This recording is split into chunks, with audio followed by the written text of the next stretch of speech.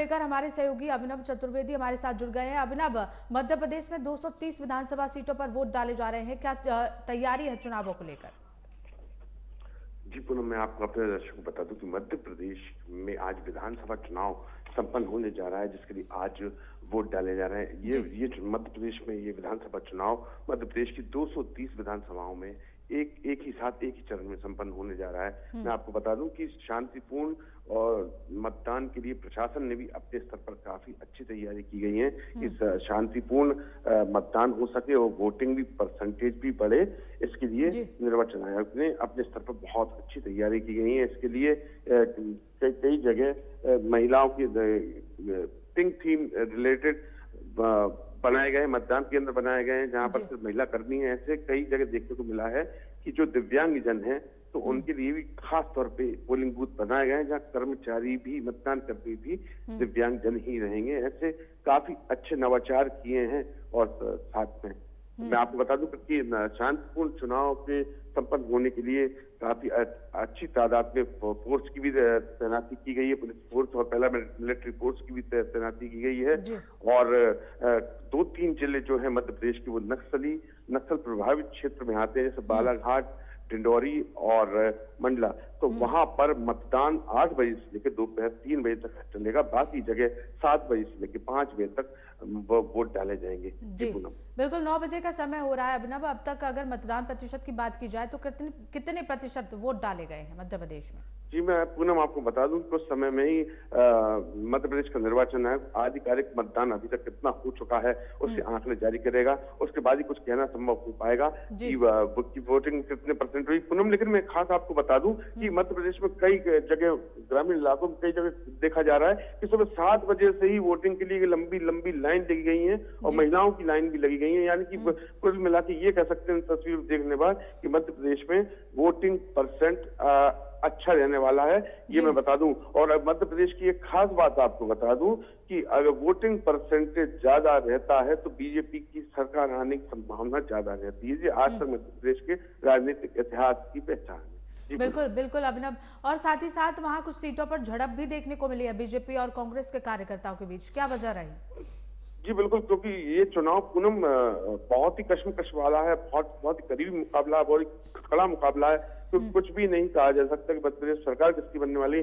इसलिए दोनों मुख्य दल कांग्रेस और बीजेपी अपनी पूरी जोर लगा रहे हैं कि हम किसी भी तरह जीत कर आए। इसी के चलते ये संघर्ष देखने को आ रहा है। मैं आपको बता दूं कि मुरैना में कई जगह देखने में आया है, मुरैना जिले में, कि वहाँ झड़पें भी हुई हैं और वहाँ फायरिंग की भी सूचना है।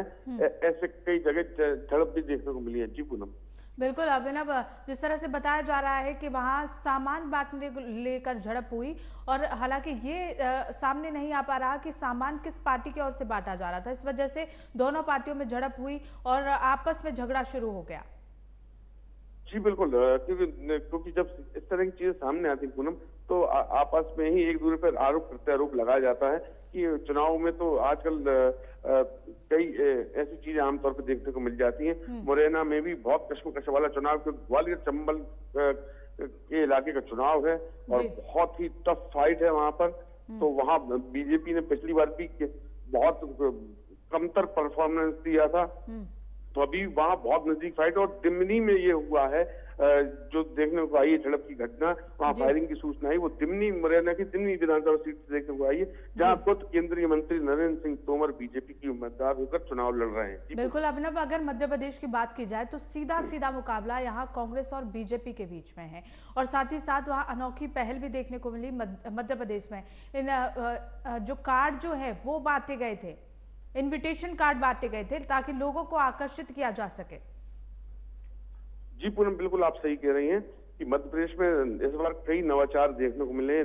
मध्य प्रदेश के निर्वाचन आयोग ने काफी नवाचार किए, नए तौर तरीके, जिससे मतदाता आकर्षित हो सके और नव मतदाता खासतौर पर आकर्षित हो सके और अपने मताधिकार का प्रयोग करें। जो फर्स्ट टाइम वोटर हैं उनको साथ देने के लिए बहुत प्रयास किए किए गए हैं। इसके लिए कई तरह की प्रतियोगिता का भी आयोजन किया गया था, कई तरह के और भी चीजों का आयोजन किया गया था कि जो फर्स्ट टाइम वोटर हैं खासतौर पर अपना वोट डालें, इंटरेस्ट के साथ वोट डालें और अपने मतदान का उपयोग करें और वोटिंग परसेंट बढ़ाने की इच्छा को लेके और अपने मतदान का प्रयोग करें मतदाता। यही उद्देश्य के साथ मध्य प्रदेश निर्वाचन आयोग ने काफी अच्छी तैयारी की थी।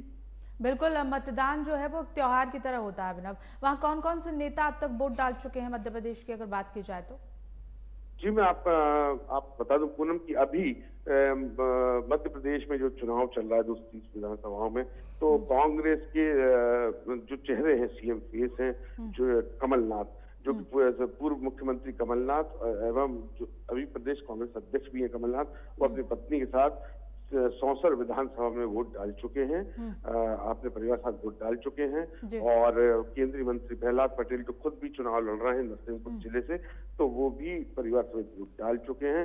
ऐसे धीरे धीरे समय बढ़ते जाएगा तो वोट डाले। कुछ देर बाद सीएम शिवराज सिंह चौहान भी अपनी पत्नी के साथ गृह गांव जो कि सीहोर जिले की बुधनी तहसील में जैत गांव है, वहां वोट डालने जाएंगे। जी, चलिए नजर बनाए रखिएगा। आपने बहुत बहुत शुक्रिया हमारे साथ